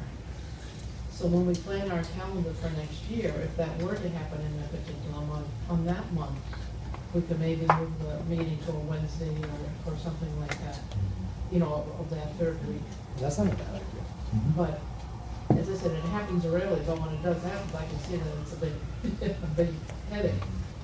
But I think to change things now for the rest of this year, unless there is another month in the calendar that we know is going to be like that, I think I would leave it as is for now. Unless we know there's a month where that's gonna happen. So when you say year, in this case, you mean fiscal year? Fiscal year. Okay, yep. So the meetings are January 12th, which should be fine. February, we don't have a board meeting, correct? Okay. And then it would be March 9th, April 13th, May 11th. But would March 9th be, would that be a problem? It's about the same as the 8th. we can Yeah, say yeah, that. that's right. And then June, it is on the 8th again, which it may be rare, Barbara, but But this we year- had one within the last 3 months, and then we have today. And so, Or could we move the March one? fine with me. yeah. The pattern for Upper Hudson was, It was not Upper Hudson, it was the foundation. um, They're pretty much in their rhythm. Why was the third, why not the second, why did you guys think the third was gonna be best? It's just more time to get stuff in order. Yeah, it gives you a full extra week. So if it's the 8th, it's then the 15th. And Yeah. 15 days is half of the month. You know, if you can't get it done by then. You know, Okay, there's nothing in the bylaws that indicate what day the meetings have to be? Boy, I don't know. It just, we have to meet 10 times a year, I think. I think that's all it says.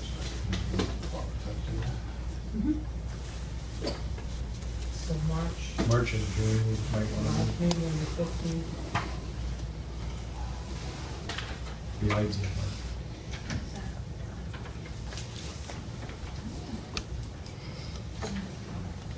So if we did want to move, we could move them both the same way. So we could say Wednesday, March 15th, and Wednesday, June 15th. Wednesday is not. Oh, Wednesday's not good for you. Okay. Hey, Brian. So, Is that your meeting? If the planning board is on the third one, on the second Wednesday, and I have a labor council third Wednesday. What's on the third Wednesday? The labor council, I'm president of the labor council. Oh, okay.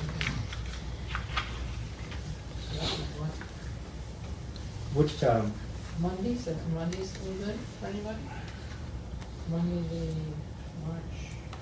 the Monday, March 13th, and Monday, June 12th is what would happen if we did it the same way in both We ways. just go from two Mondays, right? Yeah. do you want to just change it for March and see if that works See out what okay, happens. how the attendance is before we do the June? Sure. And if it works out at the March You meeting, know, we if we could do do the the June. 13th, we do the 13th though, that only gives him actually a couple of extra days. That's true. It gives them 2 extra business days. Yes, Yeah. Well, that's better than a short stay. Well, it's better. The reason why, another reason why it's a good idea to do something is our treasurer, whoever that might be, might also need the extra time. Yeah, good point. yeah. Having read all that treasurer stuff, Yeah. it's detailed, so. What if we, you wanna try the 20th? Or that, we Which, will been too close to the April meeting? Well, when you put it too far out, then you get more pressure on the checks end, don't you? Yeah. Um, So you wanna try the 30th? Yeah, try it. I would try For it. March? So you're gonna propose, do you have to have a resolution, or, okay? Yeah. So what was it now? We're just gonna try March 13th as a meeting. That's Monday? It's a Monday. See how that works. And just see if people can make it, just for March. Okay. And if it, you know, if it's successful, maybe we could do it. And there'll be enough notice out for people. Yeah.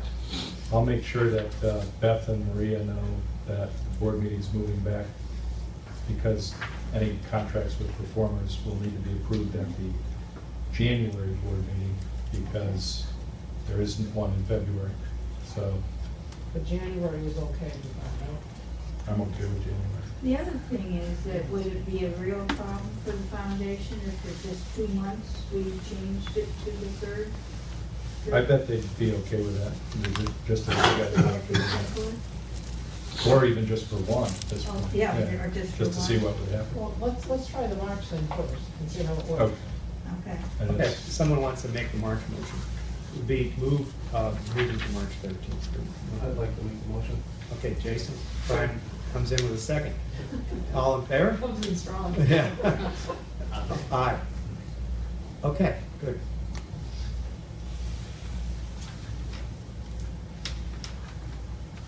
Ah, the bus shelter. Okay, I got an email last week from Don Safas, and he says, do you think that the town, the library, and the Life Center and/or Spark, I think he means Our Lady of Mercy and/or Spark, could collaborate on a collective request for a bus shelter at the corner of Mercy Care Lane and Western Avenue? He goes on to say, I doubt that current ridership levels meet CDTA's threshold, but my thought is that a request from multiple parties that would emphasize the opportunity to be proactive about increasing ridership might just carry the day. I have Supervisor Barber on board for this already, end quote. And what he's talking about with ridership levels is that typically you have to, according to him, you have to prove to CDTA that you're going to be able to get 35 riders. I don't know if that is in a day or in an hour or what that might be.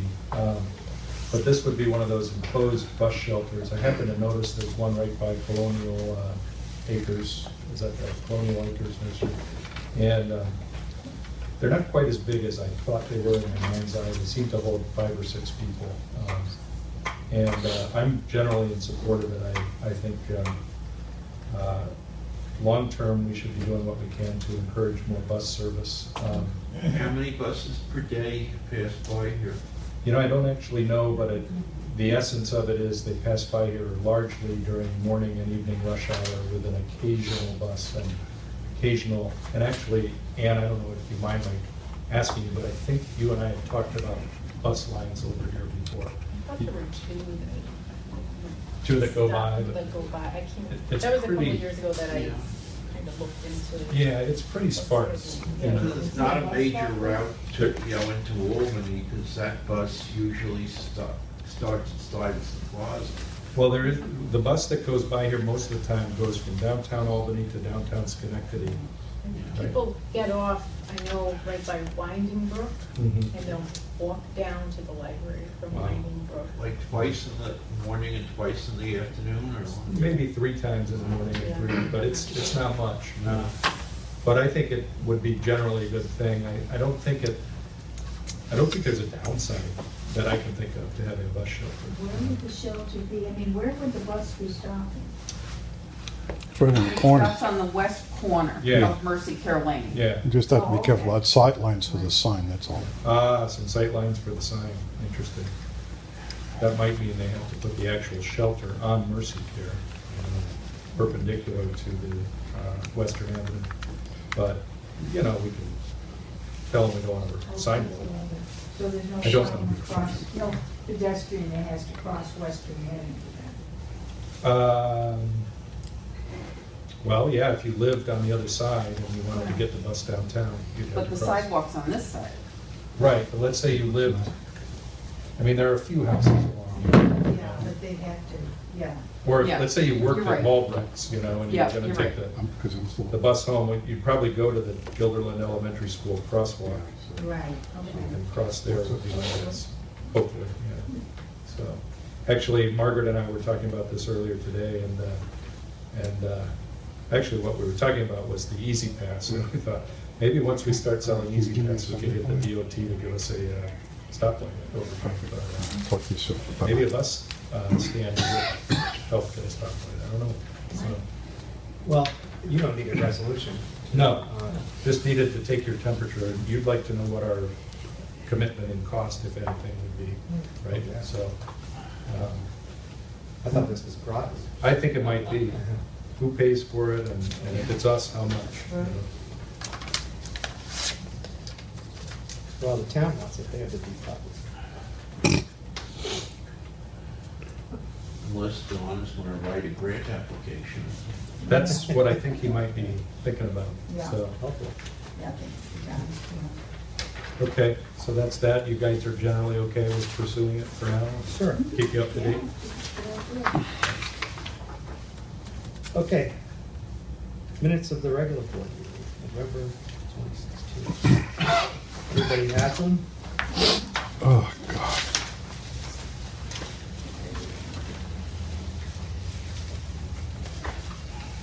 Dan?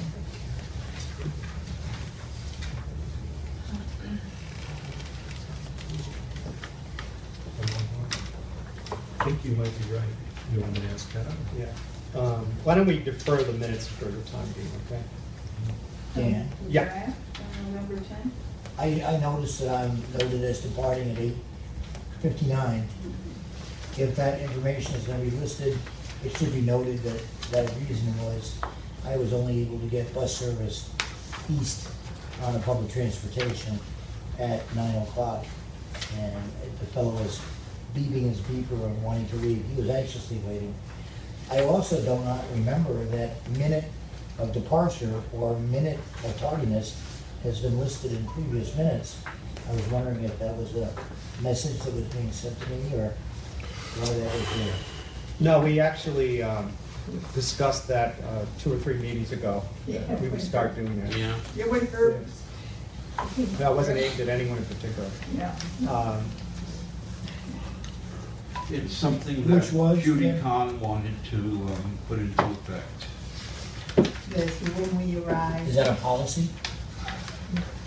No, I So guess. the reason being, if, in most groups that I've been connected with do this, you know, if a motion has been made, say we start at 7:10, and the person doesn't come until 7:12, then they could vote on that motion. If a person leaves before the, you know, the final motion, it's the same principle. So that's the only reason why. Well, it's a new practice. Yeah. And since it identifies me, I wasn't notified about it, and I thought that was a little bit unusual. And particularly because we have had people leave early before, and we've had numerous people unable to make it on time. And I don't want to mention them by name. I know there's been some discussion of my own transportation situation, my own attendance. Unfortunately, I haven't been made aware of all details of it. I have had some informal conversations with board members, but I just think if that's a policy that's, you know, specifically involves me, I'd like a copy of it. I'd like a copy of the minutes and the discussion. It went beyond those that I have in my hand.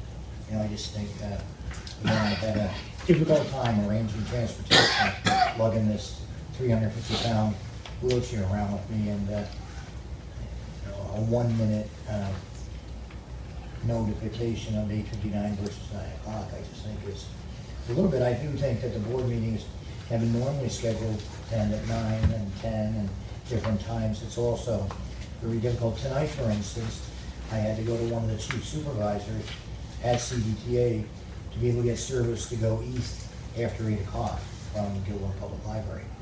And it's a controversial issue, but, you know, if it was not for the reason of this difficulty I have in transporting myself, I would normally be here to attend all meetings. I don't believe, I was on the town board for 8 years, and I never missed a meeting, and I never left early. And so I don't have a record for attendance, and I know that other than this catastrophic situation that I've been involved with, certainly from, you know, no means of my own, it's embarrassing to have 8:59 next to my name. without any explanation. It's public embarrassment. I don't think it's appropriate. So I would ask that it be removed, and unless there is a formal policy, and if it's gonna be enforced across the board for everybody else going forward, then, you know, I'd like to, again, even have input to that, you know, as a person who might run afoul of it. Is that possible, Tim? I don't think it's a question. No, I'm saying. That was, I think that this is gonna be across the board for everyone. Why you get the paperwork that's involved, you know, then I could give some reaction to it formally and make some recommendations about people who, because of no fault of their own, cannot always stay the full term of the Woodland Public Library meeting. well, that was one, can I just say this, that was one of 3 changes that were made that night. And what the other one is, if you notice, we now have the times that motions were carried. And so you can tell, for instance, if you were gonna vote to approve these minutes, you might abstain, because you might look at this and say, I left at 8:59. And the second thing we did was, if you look at the top, we stopped the practice of putting down absences were excused, because if we did that, it might imply anyone who wasn't listed in that column didn't have a good excuse. And so now we don't address any reason Or for who the you- person leaving or being Or who absent. you would assert the excuse to be approved by, et cetera. Right, exactly. So I think, I understand why we did it. It seems to make a lot of sense. If I could have all the paperwork, Dan, that is involved in any records that the library has, I'd like to review it and then make a response The to it. best thing to do would be get the tape, that meeting where we had that discussion. Do you have the date of it? Didn't we go live on that? Isn't that, Well, we have the tape. I don't know when You the, can hear the whole discussion. Just so I can. Which meeting was this? But that, what? Yeah, because the minutes never reflect discussions. They reflect motions. So to get the tape, we have to ask Mark. Mark will have it. Yeah, but I'm not sure that that wasn't done, the discussion wasn't done in executive session. I think it was. Yeah, I don't remember hearing that conversation. Really? No, I yeah, I think, believe it was done in executive I session, think it was. because I know I had stuff to say on that. yeah, that, because that's when you brought it up, is are we keeping track of, because Yeah. that's the first time we had seen it, is when Get that. your time of entry was. If the tape's available, I'd like to see it. If there are notes from the executive committee meeting, which I know people take notes, even though they're not normally fully approved and ratified, because it's such a significant matter for me to be able to arrange transportation. You know, I'd like to be able to respond with an alternative It suggestion. was an executive We've heard, session. I've had some people talk to me about Skype and other ways of carrying on through the rest of the meeting, and I want to see if that's we talked something about that's that too, I possible. believe. What? We talked about that too. But that as well. wasn't. That wasn't. And that was all, that won't be on the tape, I'm pretty sure that was an executive session. I think we need to maybe review it as a policy or something. well, I don't know. There's nothing. If there's a yet. policy, There I'd was like to just see a it. general Tim, is consensus there a on the part of policy? the board. No. That this was a viable, fair way of doing things. I mean. But if there's a policy, it must be in writing, right? There is no written No, policy no. nor unwritten policy, but well, I guess it is an unwritten. I Look, don't know what the word you policy can always make a motion addressed to changing the minutes. That's the way it's usually done if there's any problem with the minutes. Right. Now, I have a question about these minutes, but unfortunately, my question really should be for executive session, and that's why what I'd like to do is to move the approval of these minutes to after executive session, because I have a question about it. So if you don't mind, I'd like to move H down to after J, or after K, excuse me. Okay, but We'll address the approval of these minutes. And I'd like to have information about the new policy and how I can obviously be on the right side of it, and what's all about. Okay, that would bring us to public input session number 2. Is there anyone here? We skipped one of the committee reports because. Oh, you did. Oh, right. I apologize. This is the second muck I've done tonight. We did skip your report just to allow your presence. Thank you. So Finance Committee tried to schedule, couldn't make it, but so I guess maybe we'd almost be resolving a committee of the whole, if you guys would be okay with kind of discussing the treasurer situation. If anyone has read the handbook for library trustees by any chance? Is there an interest in discussing this as a board, or do you want me to try to get the finance committee to discuss it and bring back to the full board of recommendation? Brian, it seems that that's such a significant issue that's been before us for so long.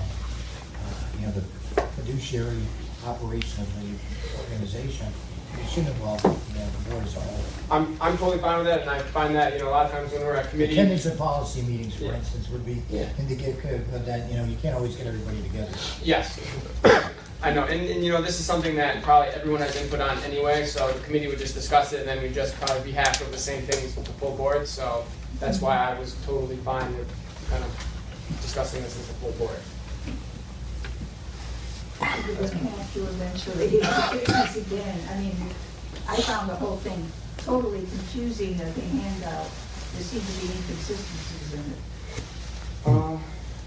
it. It's certainly not super straightforward by any means with the treasurer, especially considering it addresses all library. Right. It's not just our public library. Right. But my gist of it, and feel free to anyone jump in, was that it really shouldn't be a staff person. So we're probably not doing it correctly there. So essentially, sounds like we're going to try to look for someone outside. Did you speak to Carol? Yeah. Oh, I was just gonna say, Okay. I think a volunteer, if we can get one, is the ideal situation. And if Carol is willing to do it. Yep. Or, and if she isn't, if we put it on our website or board or however we can publicize it, looking for someone that could cover it. Carol appears to be willing. I will be happy to double check with her if you'd like me to, and maybe let the board know via email instead of waiting until January to, I could meet with Carol and she's read this, I've read it. For 2 or 3 days a month for a few hours? Yeah, I don't think it's an expectation of 3 full days of work. I think it's, you come in for an hour or two, look over the financials. I think there's some significant issues in here. That, for example, the treasurer is listed as someone who can sign checks after they've been approved by the board. And 2 board members are listed. They say it's a common practice to have 2 board members sign checks, but they're completely silent on whether any staff members can sign checks. And it's long been our practice that I could sign checks, and before that, it was our practice that both Margaret and I could sign checks. Margaret and I were talking about it earlier, and I was trying to a certain extent, kind of play devil's advocate, because it only says 2 board members can sign checks. And yet we have a situation where 4 are allowed to sign checks. President, vice president, secretary, and treasurer, who's not a board member, but an important signatory. And the good of that is that, you've got backup. So for example, right now we've got 7 people here, and 2 of them can sign checks, 3 if you count me.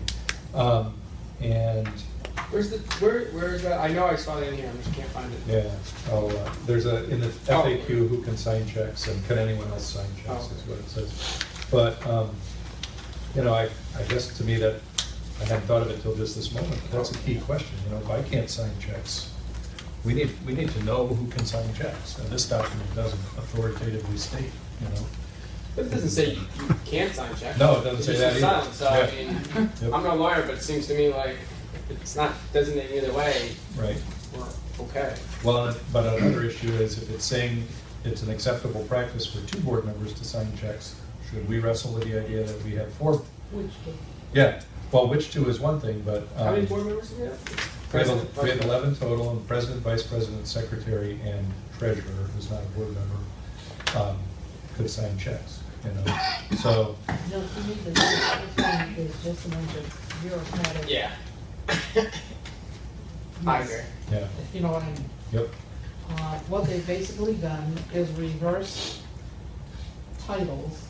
What we always had as the fiscal officer, they now just decided to call treasurer.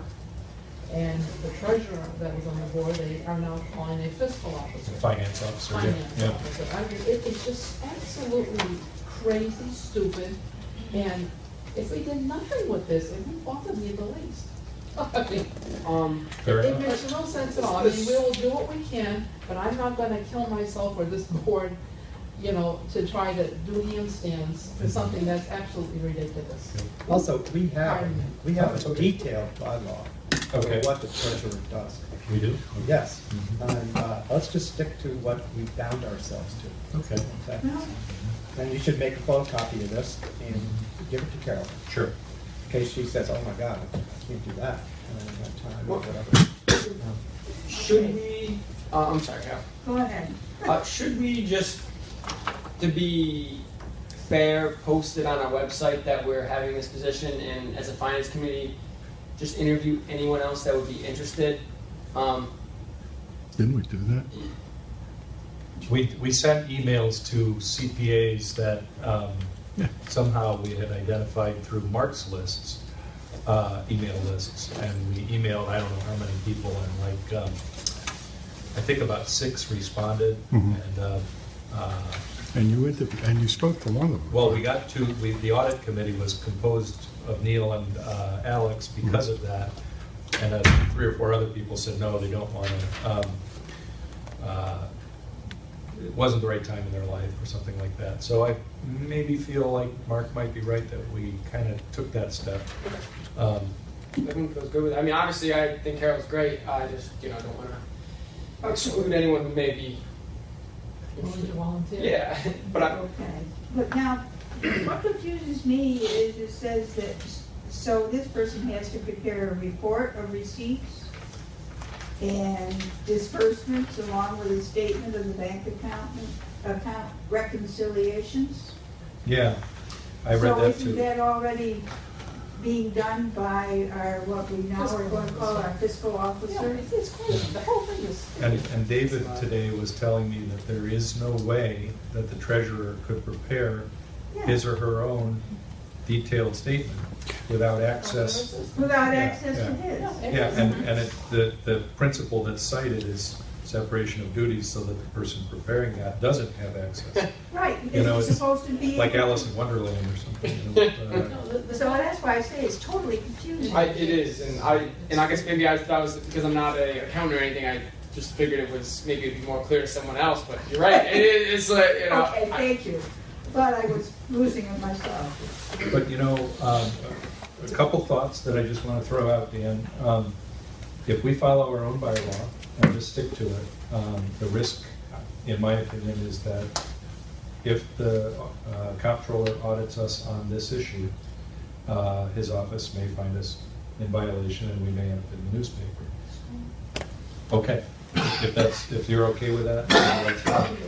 The other thing I want to say about that, though, is, why is our bylaw in violation? I don't know. Isn't it just say that it cannot be a board member, which is reflected in here? The bylaw does give the treasurer a lot of duties, but they're mostly in terms of overseeing, Oversight. presenting, participating, but not developing Right. of Okay. things. Okay. I think it's manageable, the bylaw, Okay. for her. Good. I might be wrong. I don't have a copy of the bylaws with me, so. I have another question though about that, which is that, we're coming up on February where we have a new board meeting.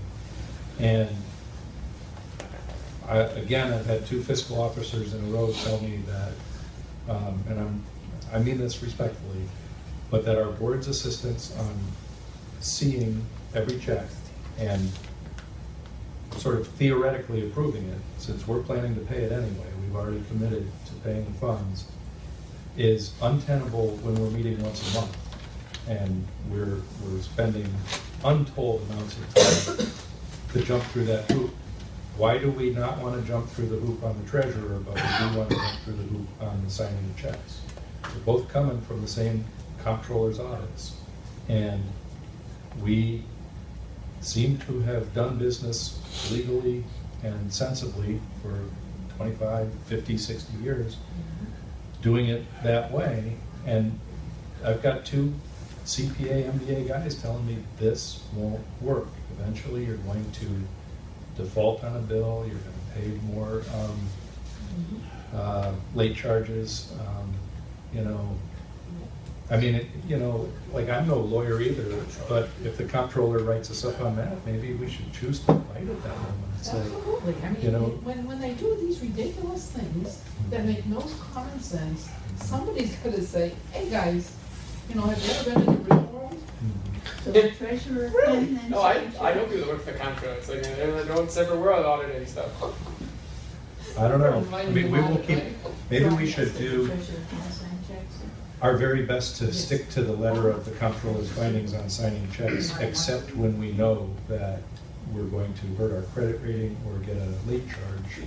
Maybe we should just write it and be able to tell you about it at the next board. Well, I thought that resolution was on that, the second part of the resolution.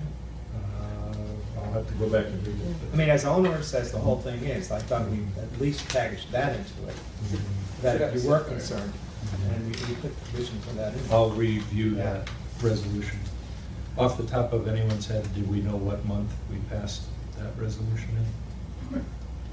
Okay, we'll dig it up. Review the Barbara, resolution. how many of those 700 some libraries do you think are doing it differently than the way we used to do it? Probably just those that have been audited. Yep. I don't think audits are as scary. Yeah, As they make them out. as I said to Mark today when we were talking about something closely related, being audited would be a good thing. Yeah. I mean, it, you Absolutely. know, Bring them on. We've done everything. Except that you're Donald Trump dealing with the IRS. Okay, so you're gonna give her a copy of the bylaws when you sit down and Yeah. see if you can recruit her? Yep. Okay.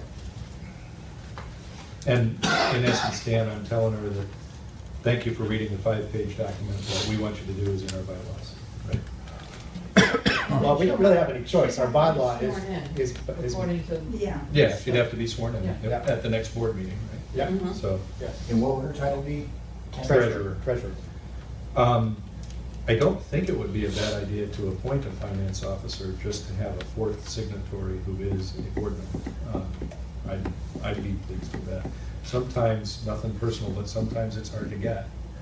You know, one of the three of you who can sign. So look, the signatories now, me, who else? Brian as Brian. vice president and Judy as secretary. And we can do another one? Well, we It always says had here. treasurer.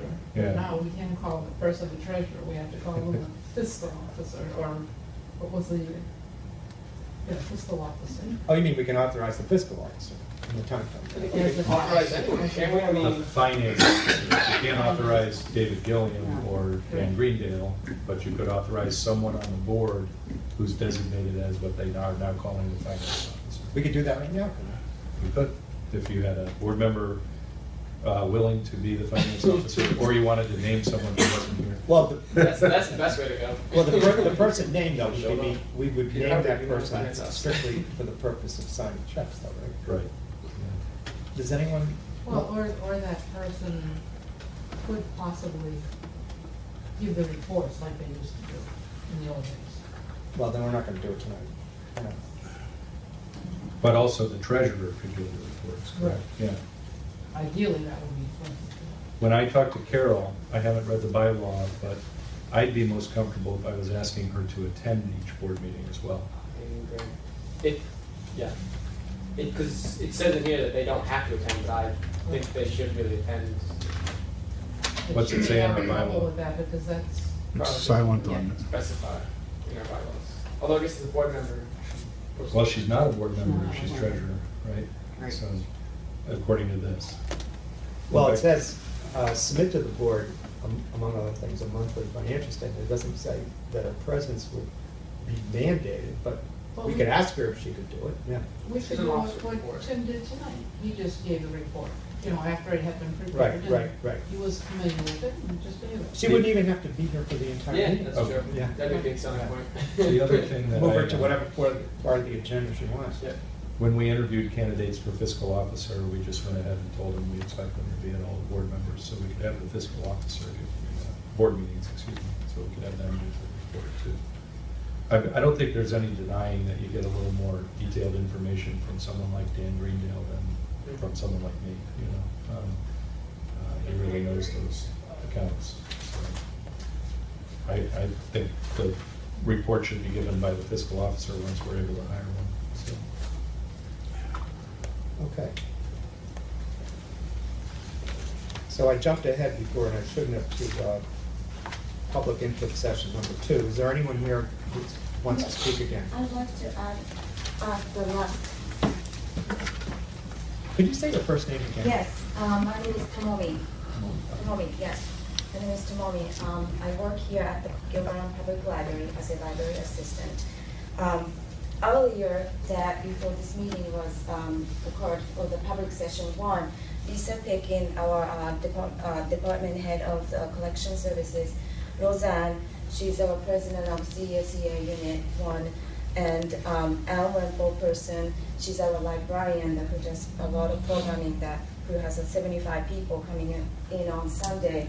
I'd like to add it to all the comments that they have made.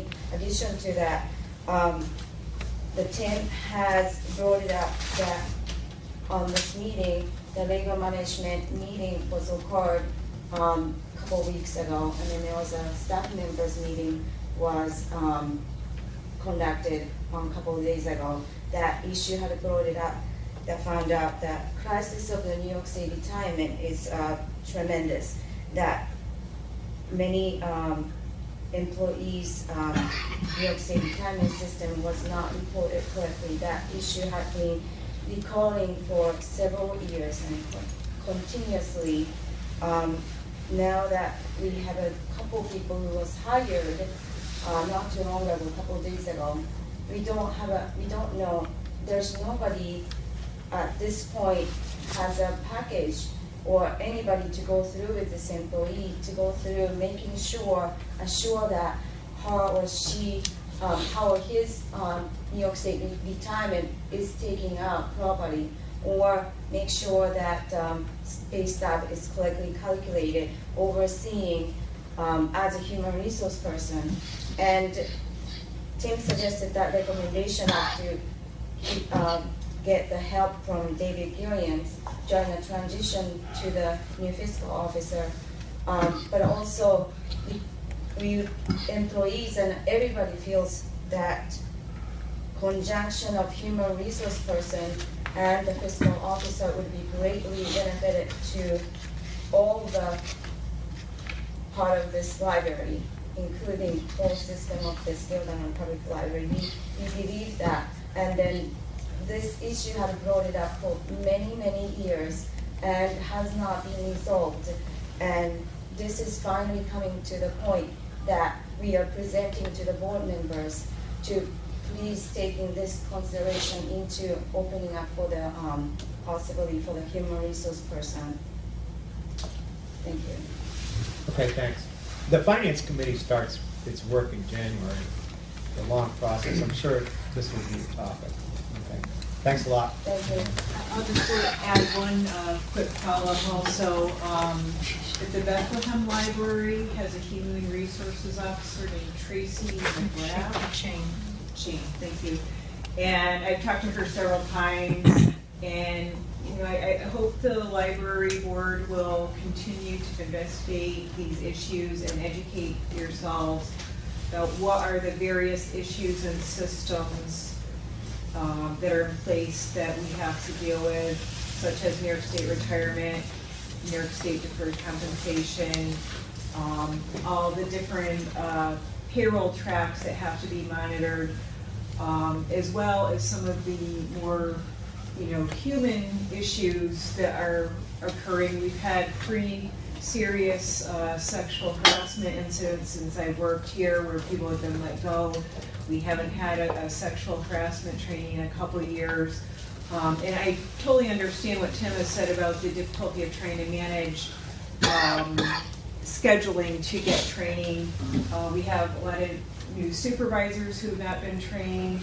So it's more than just the financial aspect. And I think many of us have expressed concern that the new fiscal officer coming in will encounter many of the same problems and become demoralized. And again, we already have such a low pool of applicants. You know, this isn't the first time we've been through this process and had the same outcome where we're reduced to taking the last person on the list. So, and I think it, you know, a lot of it has been addressed through the union in the past, over the past couple of years especially. But I think yesterday's staff meeting showed that, you know, a lot of people are on the same page, that the staff feels an increasing sense of urgency about the need to address this. And, you know, we also want to thank Tim for really working very hard, and Margaret over the last couple of days to get the retroactive pay in place. Thank you. Thank you. Tim, just out of curiosity, I heard this mentioned twice. Was there an issue with deferred comp as well? Yes. I'm trying to recall details. One of the things that happened with Dan. I Tim. can speak to that. Okay. They weren't placed accurately on time. I have since taken over deferred comp, and they are being, all deposits are being made on time. Yeah. But to give you, I'd like to elaborate on that just a little bit. Dan, you know, part of my job is to give Dan a sense of what his priorities are, and I hired him because his statement at the top of his resume was to contribute to proactive change in an organization. That wasn't the only reason I hired him, but I liked that. And I thought he always was very employee-centered, and so I was kind of stunned when Maria came to me maybe 4 months ago and said, nobody's deferred comp has been paid for 3 pay periods. Now it's been taken out of the checks, but it hasn't been paid to New York State deferred comp. And Dan, I sat down with Dan and we talked about it a little bit, and I said, you know, obviously the money's going to be paid to New York State deferred comp, but for the 6 weeks we're talking about, these 3 pay periods, it's sitting in our account, and it's not sitting in their accounts. And Dan kind of misunderstood me a little bit, and he went back and he calculated that the employees in question had perhaps lost about $20 in interest. He came back to me and he said, you know, I'll be happy to give $20 to them. I said, Dan, that is not the point. The point is, when the money is taken from your paycheck, it needs to be essentially automatic, that it goes to the next step. You can't hold people's money, you know? Like, if this was General Motors and you did that. Some of the issues, though, excuse me, though, before Dan came on board. Some of it was And then before. it goes back. Yeah, it goes back before Dan. Mhm. So But when anyway, Peter was here, it was an issue too. that same problem where they would withdraw it but not. I don't have New York State deferred Mhm. comp, but there were problems with it being deposited properly and on time and electronically versus through mail. Yeah, it was done Check. for a while through check. So there were problems prior to Dan. Right, and I And think then the point. it seemed to go smoothly for a little while, and then there were some problems, but the problem existed prior to Dan.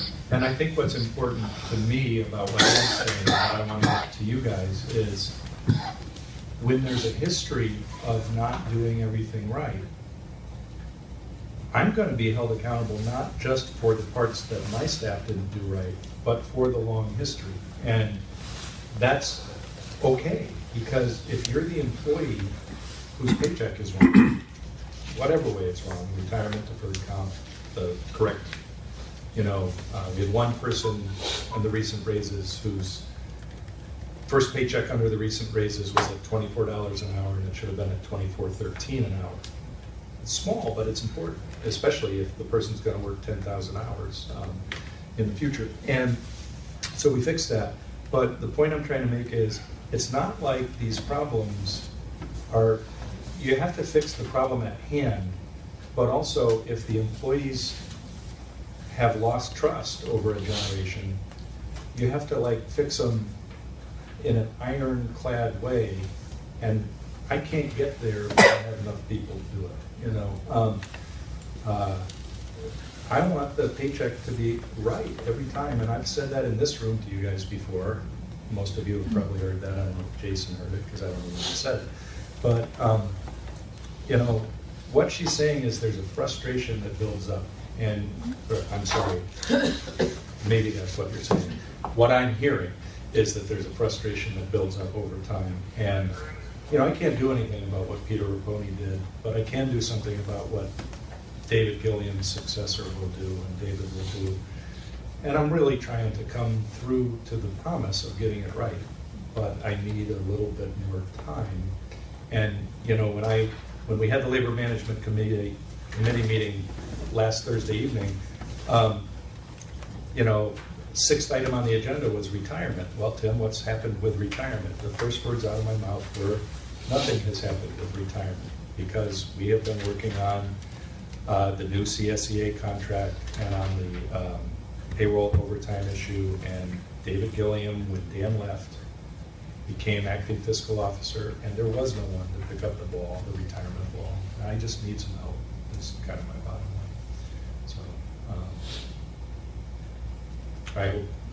I didn't reverse what anyone's thinking over there, but you know, that's what I'm hearing from you guys. No, I think that's a positive statement, and you know, as all of us I think have said, it's not down to any one person. It's been a long, ongoing process, and you know, I think sometimes when an organization has grown, you don't realize that there needs to be changes in place, you know, support in place to support the changes. And I think we're at that point, and you know, I think everybody's tried to go through channels with the union, going to administration, but again, we just see the same cycles repeating. And you know, I think if the fiscal officer had somebody who was trained, you know, people have to go to school to learn how to handle all this stuff because it is so complex. Not to mention the technology associated with handling all these things, because everybody's online now. You have to learn how to log on and register. GTM is a whole problem in itself. It's gotten somewhat better, but there still are issues with it. You know, everything compounds the problems. It does really takes our individual staff members time to go through making sure is this all accurate? I mean, am I getting all benefited time, or is my pay stub is correctly, or how is the New York State deferred comp or New York State retirement has been taken out? Adding that to at the end of the year and matching, making sure whether is it reported correctly. No, it has not, and that's been several years. So that taking a lot of employee staffing time, and then all of Tim Margaret's time too. That takes out from primary duty tasks that we're trying to do our best that we can. I think people are at the point where they just want to come in and do their job, be fairly compensated, and work to serve the public. That's why we're all here, and we're increasingly being distracted from that goal. You know, one analysis is whatever we would pay a full-time HR person, we've probably spent that much in the time we take out of our own jobs to try to address these situations. So it might make sense. On that level, we might get a lot more productivity out of me, Margaret, and fiscal officer. Is there an employee assistance program? There is. Oh, yes, of Yeah, course. It's capital EAP. Right. And I believe you can approach them about anything. Okay, so they can do things like sexual harassment? Yeah. Sure, Absolutely, sure. for free. Yeah. For free. Yeah. I'll address that also. That I think I heard Tim say correctly when we got the last report from EAP. They had a new director come in, that we are one of the institutions that underutilizes EAP, and that may be because there's a lack of awareness of the benefits of it, how you get there. My sister-in-law works for the state, for the Department of Corrections, and they actually have an EAP committee made up of employees who addresses some of these issues. But yeah, there are resources out there that we could use. It's just a matter of finding the time to work on it all.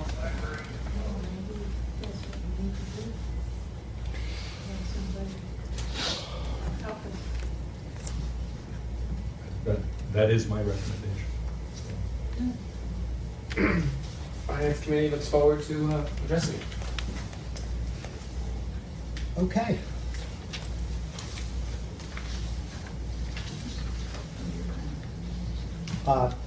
If somebody would make a motion to adjourn to executive session, we can take a 5-minute break and then go into executive session. So moved. Any second? Second. All in favor? Aye. Unanimous? Okay, let's take 5 and then we can finish up.